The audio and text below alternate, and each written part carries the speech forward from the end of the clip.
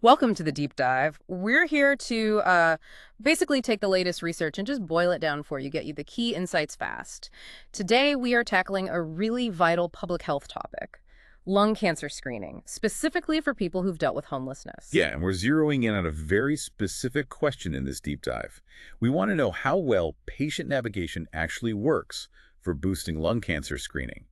And importantly, does it work differently for people who are currently homeless versus those who used to be? Right, and our main source here is it's a subgroup analysis, pretty robust stuff from a randomized clinical trial. It just came out in JAMA Network Open, July 2025. So it's fresh data and gives us a solid base to really understand what's going on. Okay, so to really get why this study matters, we have to set the stage. Lung cancer, I mean, it's a huge killer among people experiencing homelessness. The stats are, frankly, pretty grim. Our sources show cancer mortality rates can be up to, 88% higher for this group compared to everyone else? 88%. Wow. Yeah. And for lung cancer specifically, incidence and mortality are more than twice as high. It's a really significant disparity. That's staggering. So the obvious question is why? Why this huge gap? The sources talk about these multi-level barriers to getting screened. Yeah. Things like, just the daily instability, not having address, maybe trouble accessing clinics, maybe mistrust of the system. All of that. It adds up. And the result is people in this situation just don't get screened as often. And when they're diagnosed, it's often at a much later stage than you'd see in the general population. It's a whole system issue. Systemic problem, yeah. And that's where this idea of patient navigation comes in. It's seen as, a potentially really good approach. Basically, it's a service, usually community-based, designed to help people navigate that incredibly complex health system, break down those barriers. Like a guide, basically. Precisely. And we already have a lot of studies showing patient navigation does improve cancer screening rates overall. The big question here was, okay, how well does it work for this group, people facing homelessness? Which brings us right to the study we're digging into. The Investigating Navigation to Help Advance Lung Equity trial. They call it INHALE for short, thankfully. Makes sense. And it's a pragmatic trial, which is important, right? It means it's designed to reflect real-world conditions, not some perfect lab setup. Right, which makes the findings hopefully more applicable on the ground. Okay. The study took place at the Boston Healthcare for the Homeless program, BHCHP. It's a federally qualified health center, and it's big. It serves almost 10,000 patients a year who've experienced homelessness. So a very relevant setting. And the participants, there were 260 primary care patients, all had a history of homelessness, at some point spoke English, and they fit the lung cancer screening criteria from before 2022. Okay. So aged 55 to 77, at least a 30-pack year smoking history, and smoked sometime in the last 15 years. A high-risk group, clearly. Definitely. And the study design itself, they used randomization, a 2-to-1 ratio. So twice as many people got usual care plus patient navigation compared to just usual care. And it ran for a decent amount of time, from late 2020 through early 2023. Now, a really key piece here, central to what we're exploring, is how they defined current versus former homelessness. How'd they do that? It was self-reported using a detailed housing inventory. And current homelessness wasn't just like sleeping rough. It included staying in emergency shelters, cars, outside, or even, say, being in an institution for a short time if they were homeless right before. A pretty broad definition of housing precarity. Got it. So it captures that instability. And the navigators themselves, what exactly were they doing? Well, their role was really comprehensive. They did education on screening, helped set up shared decision-making visits with doctors, scheduled the actual screening appointments, offered reminders, helped with transport, arranged follow-up care, and even provided support for quitting smoking. Sounds pretty intensive. It was. Yeah. And importantly, the study notes this intervention was specifically designed thinking about the needs of people experiencing homelessness. Yeah. There wasn't like a separate version for people with housing. This was tailored for the challenges this population faces. Okay. And the main thing they were measuring, the primary outcome, simple enough. Did the person get a verified low-dose CT scan for lung cancer screening within 6 months of entering the study? Yes or no? Straightforward. Okay, so let's dig into that baseline data. What did they find out about these two groups, currently homeless versus formerly homeless, before the navigation started? Yeah, this is really interesting. There were some definite differences right off the bat. The 84 participants who were currently homeless, it's about a third of the group, were on average younger. They were less likely to have finished high school and significantly less likely to even have a cell phone. The cell phone piece seems crucial later. Absolutely. They also reported more trouble meeting basic needs, food, clothes, washing facilities. They were more likely to have a mental health diagnosis. And interestingly, they were more likely to be current smokers, even though they actually had fewer accumulated pack years of smoking. Fewer pack years, but smoking now. Okay. And they were also less likely to have ever talked about lung cancer screening with their doctor before this study. So that paints a picture of, well, more acute daily struggles and maybe less connection to preventative care for the currently homeless group. You'd almost expect their focus to be entirely on immediate needs, maybe less on long-term health like cancer screening. You would think so. But here's where it gets really fascinating and maybe counterintuitive. Despite all those differences in daily life challenges, the study found no substantial difference between the two groups in how they perceived their lung cancer risk. No difference, really. They worried about lung cancer about the same amount.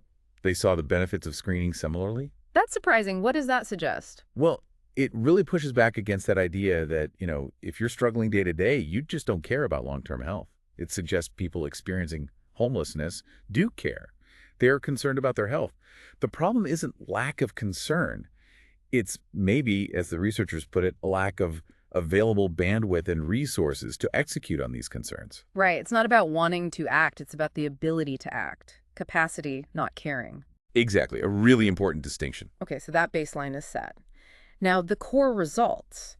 Did the patient navigation intervention actually work? Did people get screened? Yes. Big picture. It absolutely worked. Patient navigation significantly boosted screening completion in both groups. That's the good news. Okay, good. How much of a boost? For those currently experiencing homelessness, screening went from like 7% in the usual care group up to almost 27% with navigation. Wow. Okay, 7 to 27%. That's a big jump. It is a nearly 20 percentage point absolute increase. Huge. And for those who were formerly homeless, the results were even more striking. Screening went from about 10% in usual care all the way up to over 51% with navigation. 51%. So that's like a 41 percentage point increase. Exactly. Massive improvement for both groups. I sense a but coming. You said it worked for both, but the increases were different. 20 points versus 40 points. That's the crucial and kind of troubling finding. While navigation helped everyone, the size of that benefit was significantly smaller for the participants currently experiencing homelessness. Smaller. So the 20-point jump versus the 40-point jump, that difference wasn't just chance. Nope. The statistics showed it was a significant difference. The p-value comparing the effects was 0.03. Okay. So what's the consequence of that? If it helps both, but helps one group more? The consequence is, well, it's an unintended disparity. An intervention designed to help actually ended up widening the gap in screening rates between the two groups. Widening the gap. How so? Well, think about it. In the usual care group, the difference in screening rates between currently and formerly homeless was pretty small, only about 3 percentage points. But under patient navigation, that gap ballooned to almost 25 percentage points. Whoa. So the intervention, while positive overall, created a much bigger difference between the groups than existed before. Precisely. It's a paradox, right? Yeah. You try to help, and you do help, but you inadvertently leave the most vulnerable group relatively further behind. That's unsettling. So why? If the intervention was designed with this population in mind, why did it have less impact on those currently homeless? What went wrong or what was different? The researchers tried to figure that out by looking at the navigation process measures. Basically, how was the navigation actually delivered and received? Okay, what did they find there? They found some key differences. Participants currently experiencing homelessness had fewer total contacts with their navigators. Fewer contacts overall. Yeah, and specifically, significantly fewer telephone contacts. Remember that finding about fewer of them having cell phones? Ah, right. That seems directly relevant. Definitely.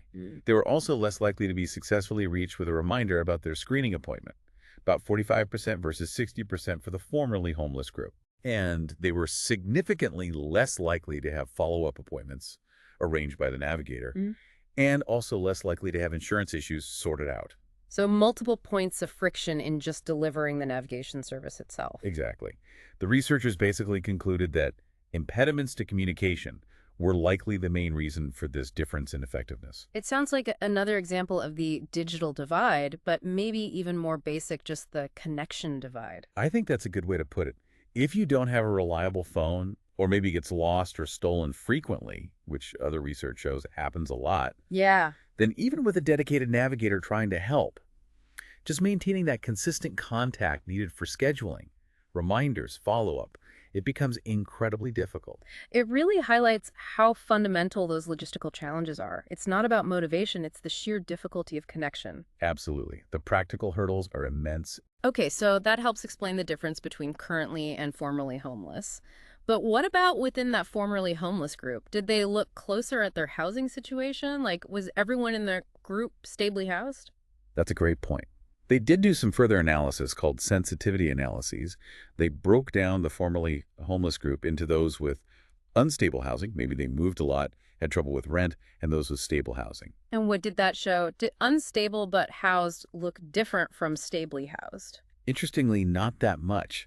Both of those formerly homeless subgroups, whether unstable or stable, had pretty similar and pretty high screening completion rates with navigation. The benefit for the unstable group was around 48%, and for the stable group, it was still strong at about 35%. So even if the housing wasn't perfectly stable, just having some form of housing seemed to make a huge difference compared to being currently homeless. Exactly. That's a key insight. Even precarious housing seemed to allow for much better engagement with the navigation intervention than being absolutely homeless. Yeah. It really underscores the critical role of just having any housing. Wow. So pulling this all together, what are the big implications here? I think there are two main ones, and they're linked. First, it shows that even a really well-thought-out intervention like this one might need further adaptation for people currently experiencing homelessness. Like what kind of adaptations? Maybe things like integrating the cancer screening navigation more tightly with assessments of other social needs, housing, food, etc. And crucially, maybe relying less on phones and more on proactive in-person outreach, finding people where they are given those communication challenges. Meeting people where they are, literally. Yes. And the second big implication, it just hammers home how vital addressing homelessness itself is. It's a massive social determinant of health. Providing housing, even if it's not perfect, stable housing right away, seems like a fundamental step needed to let people actually benefit from healthcare advances. It's hard to focus on a CT scan when you don't know where you're sleeping tonight. Precisely. Housing first seems critical for health second. Now, every study has limitations. We should quickly touch on those. What did the researchers acknowledge? Sure. They mentioned a few things. One is that homelessness status was only checked at the start. So if someone's housing changed during the 6-month study, that wasn't captured. Okay. Could muddy the waters a bit? Potentially. Mm. Also, the study was done in Boston. So, whether the findings apply perfectly everywhere else isn't guaranteed. Different cities, different systems. The analyses comparing stable versus unstable housing within the formerly homeless group were done after the fact. So they might have some statistical quirks, some confounding. Right. Post hoc analysis. Yeah. And finally, while the differences in how navigation was delivered, the process measures are really suggestive, they might not have had enough statistical power to prove causation definitively. They're more like strong clues, hypothesis generating. Good points to keep in mind. So, wrapping this up, what's your kind of final thought after digging into this? We've seen patient navigation clearly helps boost lung cancer screening, which is great news for a population facing huge barriers. But we also saw this really stark, unintended consequence, how the current reality of homelessness blunted that effect, actually widening a health disparity. It's a tough finding. It really is. And I think it forces us to confront how deeply intertwined basic needs like housing are with health outcomes and even the success of our health interventions. It leaves me thinking, as we develop new health strategies, how do we make sure they truly bridge these divides? Digital, social, logistical. How do we ensure innovation reaches everyone, especially the most vulnerable, without accidentally making inequalities worse? A critical question indeed. How do we innovate equitably? Lots to think about there. Thank you for joining us on this deep dive. We hope it gave you a quick way to get up to speed on this important research and maybe spark some new questions for you to explore further.